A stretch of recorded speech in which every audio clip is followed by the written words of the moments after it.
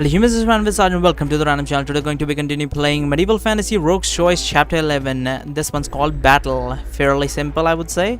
This is by Sam Landstrom. You have discovered that an evil priestess of Thog has taken on the form of Bonebrow, captain of guards. You have barged into a sacred ceremony being guarded by this disguised priestess. Yes, a god creature thingy has been born.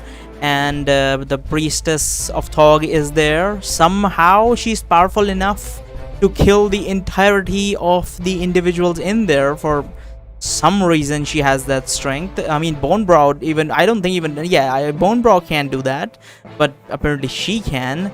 But I'm not gonna question that, so let's move on. The white temple walls are splattered with blood, with much of it in puddles on the floor. Several guards are splayed. I don't like the word splayed. It sounds weird.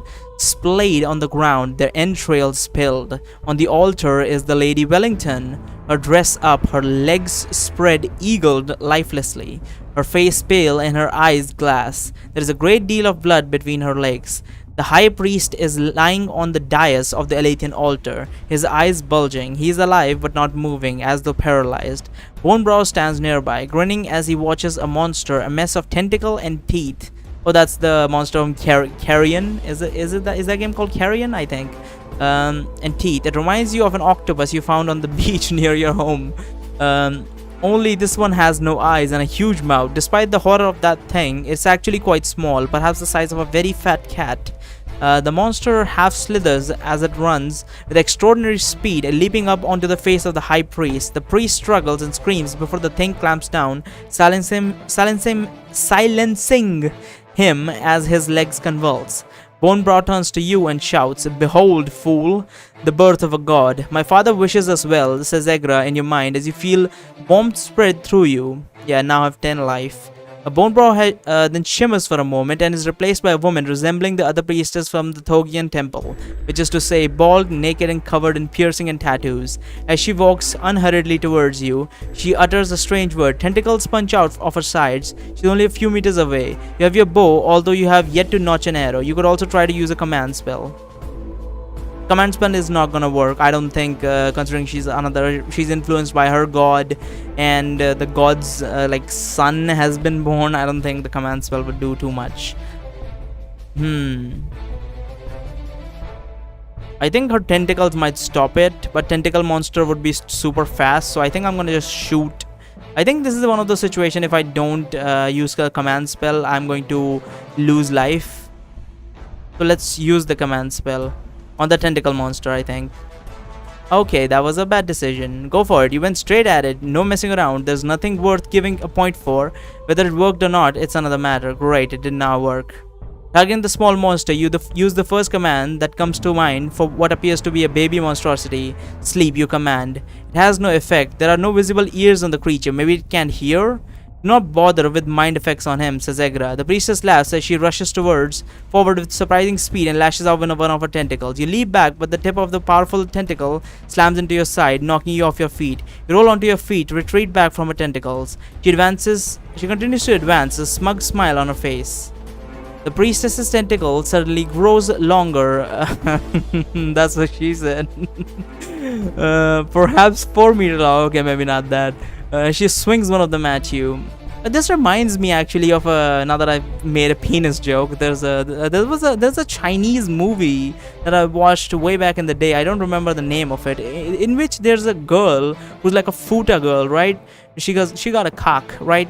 But her cock is like extendable and is like a whip, but she can control it. So there's this scene where there's a wheel, right?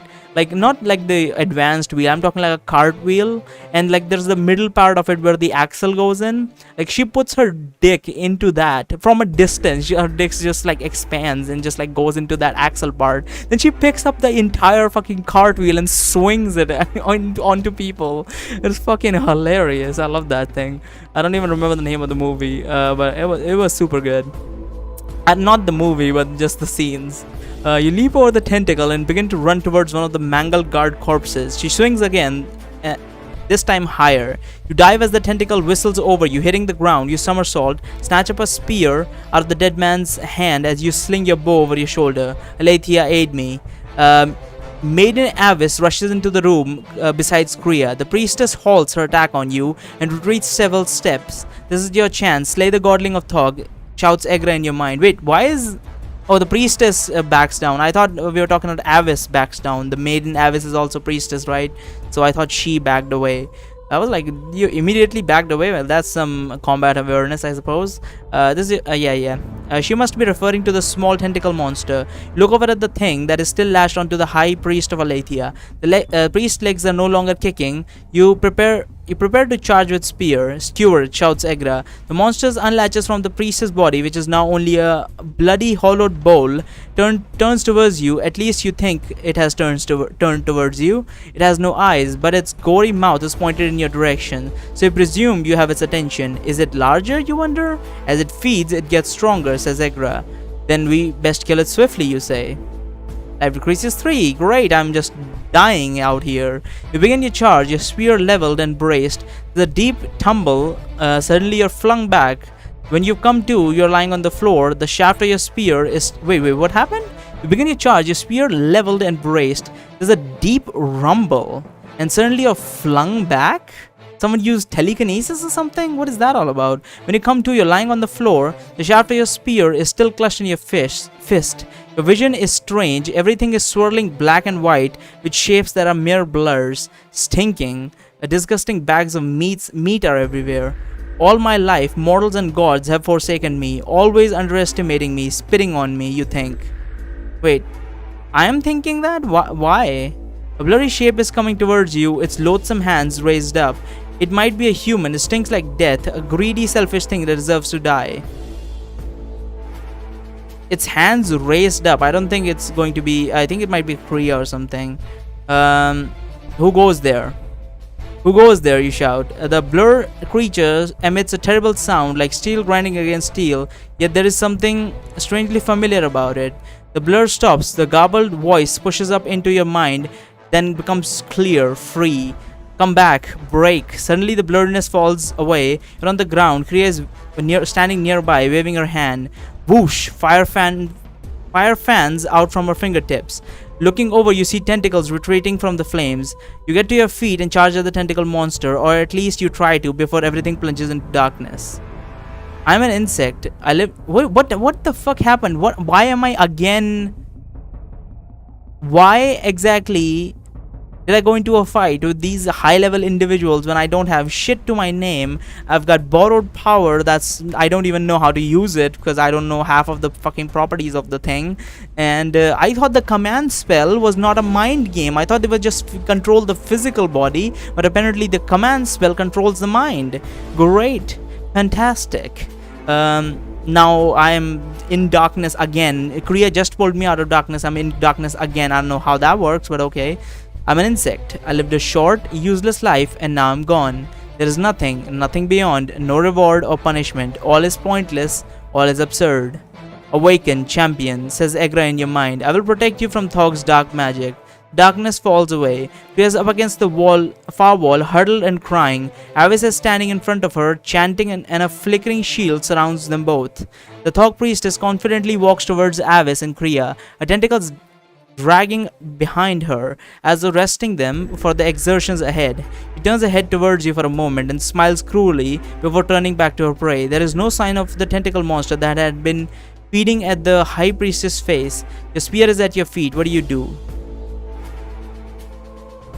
Pretend to be under Thog's spell. I think the monster would come and bite me, so I'm just gonna act like I'm just... Oh, I'm in Thog's darkness, and then when the monster attacks, it'll probably come at me slower, I suppose, hopefully, and I'll just kill it. Morale increases 2, favor increases 1. You pick up the spear. Must kill, you murmur. The priestess turns her head to you. You cock back the spear, pointing it at Avis. Die, you miserable wretch. The priestess smiles as she again turns back to her prey. Taking a step, you launch the spear at the priestess. Perhaps she suspected your trick because she pivots and tries to dodge, but not quick enough. Your spear sinks in near the base of one of her tentacles, near her torso. Apologies, I missed, you shout. Egra laughs. The priestess is not buying it. She snarls as she pulls the spear out with one hand and hurls it back at you. Fortunately, her throw is pathetic. The spear slowly arcs up, then weakly down. You snatch the spear out of the air by the shaft. She advances with hurried steps, her tentacle trembling as though in rage. She is more proficient with those tentacles than she is with the spear. That's understandable, because, like, the tentacles are part of her body, so obviously she's going to be more efficient with them. Avis stops chanting and begins stalking up behind the priestess, her mace at the ready. Why do Alathian people use maces so much? I mean, Narisa used to use a mace as well in Wizard's Choice. They really like maces. It's an unusual for, like, I guess in this world magic exists, so I guess I shouldn't say that, females would normally not use mace, but, physical strengthening magic or something must be a thing, so I suppose it's understandable that they would use a mace. I mean, that's their weapon of choice, and they can use it, so it's fine. The goody, what the fuck? The goody Aletheia uses stealth, says Egra, a hint of amusement in her voice. Quickly you back up, motioning as though you might throw the spear again. The Thogian slows her advance, but only a little.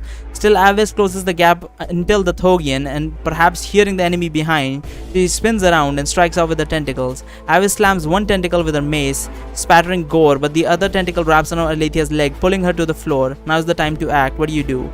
Cast an illusion of guards to distract. Cast slippery spell near the priestess. Use the command spell release. Throw your spear. Since I have favor, I will use release, I think. Release, you command. The priestess drops Avis to the floor, but evidently recovers quickly from the spell, because she barely misses a moment before she swings her tentacle back down to scoop Avis up again. With impressive reflexes, Avis leaps back out of range as you charge in with your spear, hoping to flank the Thug priestess on both sides. It works. You are now on opposite side of the priestess. She is distracted, not knowing which of you to focus on. You consider throwing your spear, but then you would have no melee weapon. You press in as Avis stalks closer on her side, menacing the priestess with her mace. Now the thing is, where is that tentacle monster? Is it just going around eating and drinking blood from all the corpses around here? Who knows? With sudden ferocity, the priestess rushes at you. Both her tentacles race to strike. How big are these tentacles? Like, what type of tentacles are we dealing with? Are we talking like fat tentacles, like a big, like octopus, like a kraken sort of tentacles? Are we talking about like big tentacles, like akin to like the tentacles on in Tokyo? What is it called? Fucking Tokyo Ghoul. Or are we talking from the one anime with Shinichi in it? Fucking hell. How did I forget the name of these great animes? These are fucking Parasite, right? Parasite. Are we talking that fat of a tentacle? Or are we talking like thin tentacles? That's just like poke sort of situation. Who knows? We'll see. And they don't really explain it how thin or big they are. From the looks of it, they sound big considering they picked up Avis, but sure. With sudden ferocity, the priest rushes at you. Both her tentacles race to strike. Instinctively, you retreat, hoping Avis will attack from her side as the priestess concentrates on you. Life decreases 3. As you run, a tentacle wraps around your leg. You fall onto your side. The blur of the other tentacle descends on you, slamming your head down against the floor. As you awaken, perhaps only moments later, one tentacle still binds your leg as another wraps around your throat, squeezes and completely cutting off your air. Then the tentacles tremble and withdraw. Scrambling to your feet, you see Avis splattering with blood, bashing the priestess over and over with her mace. You get to your feet and rush over. Life increased 7. I guess she healed me. As you stand over the motionless priestess, the tentacles swiftly retract and disappear into her body. Avis looks at you and nods. Thank you. You nod back at Avis, quickly walks toward you, her arms out. You think she's going to hug you, but instead she says, Aletheia, please heal this brave warrior. Her hands aglow. She grasps your shoulder. A warmth spreads through you. We thought she came in for a hug. Why would she hug us? What the hell? Her hands aglow. She grasps your shoulders. Warmth spreads through you like you have just gotten back to the fire after a long punishing winter journey. You sag into her touch, sighing, and you feel a bit of drool going down your lip. Avis lets go of you and jogs towards Kriya, who is still sitting up against the wall, rocking and muttering to herself. Hog's apathy has taken her. Avis calls back. I must request Aletheia's aid for her before it's too late. There was a monster, you say as you look around the room. The door is open on the far side with what looks like bloody footprints. Yes, I saw what you speak of, says Aletheia. Go get reinforcements as I tend to this woman. No time, says Egra. You must not let it escape. Egra's voice does not carry the same lightness as it usually does. You have a feeling she is not going to take no for an answer. Better to go along with her wishes than allow her to take over your body. Certainly she has less concern to what happens to it than you have. You rush over and retrieve your spear from the Thog's priestess body, pat the bow still slung on your back, sprint towards the open door. Where are you going? Calls Avis. Do not go after that abomination alone.